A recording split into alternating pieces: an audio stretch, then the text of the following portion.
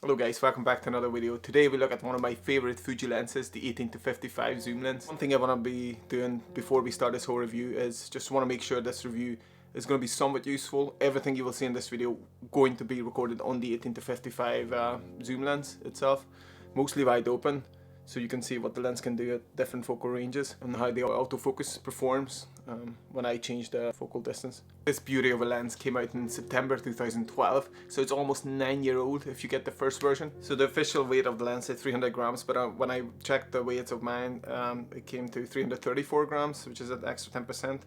It's nothing major, it still fits perfectly on the camera, and I actually love the size and the weight itself. It balances really well, it feels really good in your hand. It has an almost all metal construction, which is really feels premium in your hand, and it really is amazing. It not just looks good, but it feels good as well. It has a clipping aperture ring, which is really good. It goes to infinity, it doesn't have any hard stops, and there's no markings on the lens itself.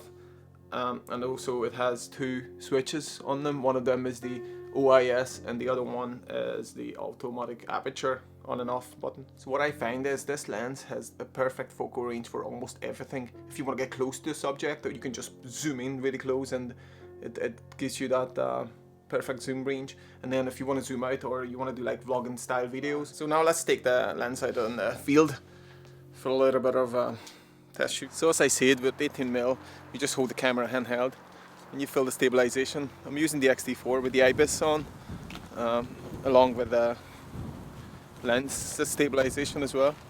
So it's pretty decent. The autofocus is really good. Let's see the zoom it away, zoom it back on. It's working really well. Yeah, we're at f2.8, which is decent. I find the autofocus being very accurate and follows me rightly. How's the OIS going? I'm literally just holding the camera in my hand and there's nothing else with one hand and just walking normal. Don't even try to be careful. This is if I work carefully and slowly. And maybe two hands, holding the camera two hands and walk carefully. So yes, if you want to improve quality, then that's very doable too. This is during the day at the worst possible lighting conditions because the sun's just right above. So yeah, there you go. This is how you use the lens for vlogging. It's pretty decent, isn't it? I'm very happy with it. And then of course you can zoom in at 35mm.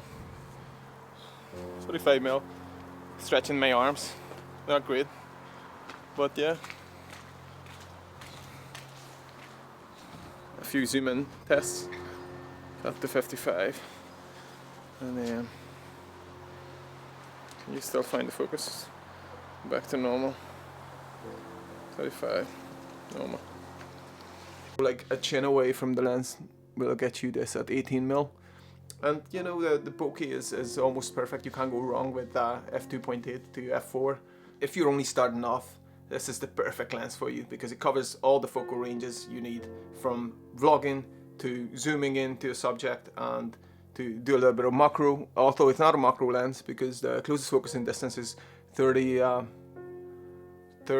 centimeters. Let's see how close I can get. It's a little bit closer. I think this is the closest focusing distance. So yes, it's not a macro lens, but geez, you can't ask one lens to do everything, especially for the price. You can get this lens for so cheap secondhand. It's unreal. So if you're a Fuji shooter and you want to use this lens for making videos, then it's an absolute must-have in your toolkit for 3 reasons. One of them is the OIS. It works flawlessly. It's so good, especially when you shoot in low light or you use the camera handheld.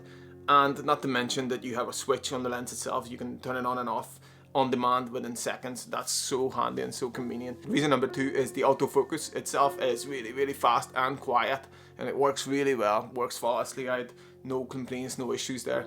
And that comes really handy, especially when you're like a one-man shooter like myself.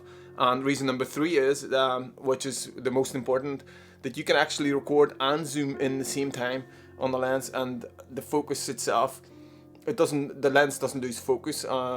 It's very pleasant to the eye, and you cannot do that with the 16 to 80mm lens. I tried this, it's completely useless and rubbish. You can't use it at all. But look at this. This is actually pretty decent, and it works most of the times really, really good. So yeah. So 18mm, it's perfect for vlogging, as you can see. If you want to keep the aperture open at f2.8, then you definitely need to stick an ND filter on, and it's at the darkest I can do. You don't get the sun stars at f2.8. But let's check. But otherwise, I want to see the autofocusing qualities. Autofocusing is pretty good, and then the image quality is amazing, isn't it? Even better. Okay, it's nice and blurry. While I'm going to talk about the final conclusions I have about the lens, I'll quickly go and grab some pictures for you guys as well, just in case you're not that much into making vlogs or videos, which I'm mostly focused on myself. Let's cheat with the light. Ooh.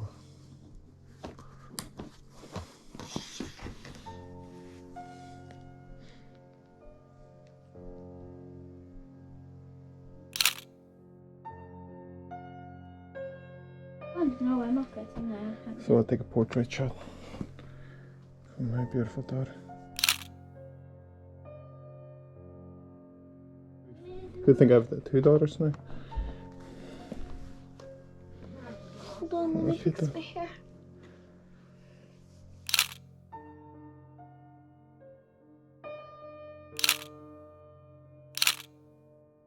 So in conclusion, just get this lens. You will never look back. It's amazing, and you won't be disappointed, I promise. For the price, it just cannot go wrong, man. If you enjoyed the video, please give me a like, and if you like to see more videos like this, then consider subscribing. See you in the next one. Thank you.